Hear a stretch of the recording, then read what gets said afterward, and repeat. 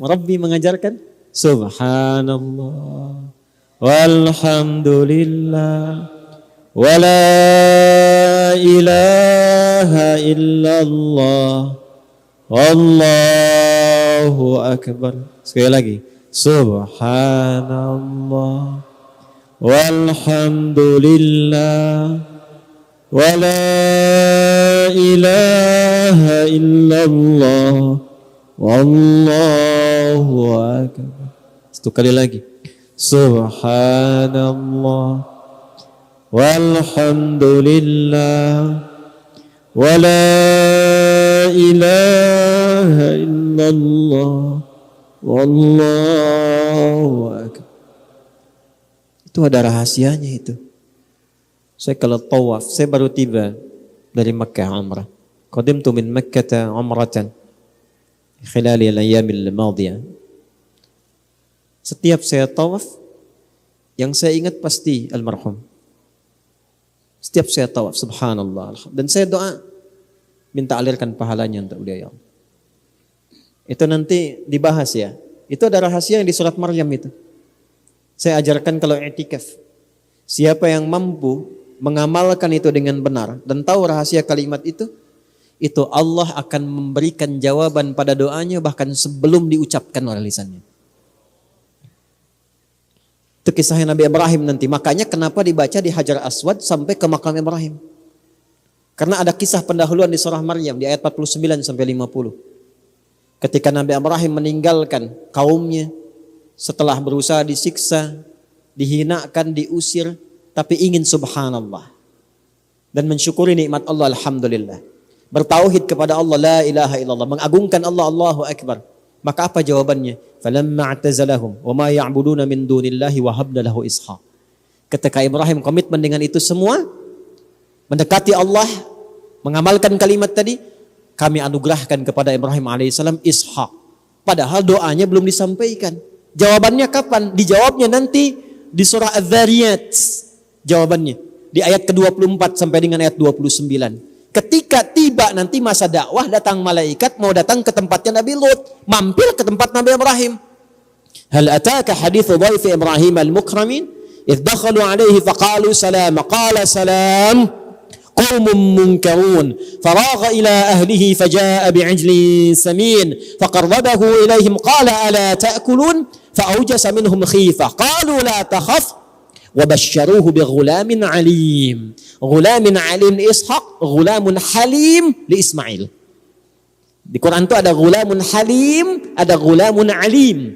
Gulamun alim untuk Nabi Ishaq alaihissalam, gulamun halim untuk Nabi Ismail alaihissalam. Dijawabnya nanti, tapi dengan amalan itu Allah bahkan mengabulkan apa yang dibutuhkan di masa depan sebelum itu dimintakan. Nah itu kalau kita pakai ilmu sampai ke hikmah. Jadi nanti caranya begini, lisannya berzikir, fikirannya menerjemahkan, itu yang disebut tafakkur namanya. Nanti sampai kalimat ke hati, itu yang disebut tadabbur. Kalau meresap dalam jiwa disebut tadzakur. Jadi sambil kita mengucapkan subhanallah, fikirannya gak kemana-mana. Subhanallah, yang itu kurang kencang suaranya. Subhanallah, yang ini fokusnya kemana? Fikiran kemana-mana. Idealnya lisan mengucapkan, fikiran menerjemahkan. Hati meresapi. Itu yang disebut dengan tadzakur. La'allakum tatadzakkarun. Nanti diamalkan dalam kehidupan, dibawa. Melihat yang tidak sesuai dengan hukum Allah. Gambar-gambar yang tidak tepat. Pakaian yang tidak senonoh. Dijauhi, itulah subhanallah. Dapat sepeda, alhamdulillah. Dikasih motor, alhamdulillah. Kasih mobil, alhamdulillah. Walhamdulillah. Dan tidak cukup sampai situ, sepedanya pakai ke masjid. Ini dikasih sepeda, dihisab loh itu. Sampai puluhan juta, ratusan juta itu. Cuman dipakainya untuk olahraga aja. Nggak pernah dipakai ibadah. Lalu bagaimana Anda menjawab nikmat itu sedangkan setiap nikmat akan ditanya?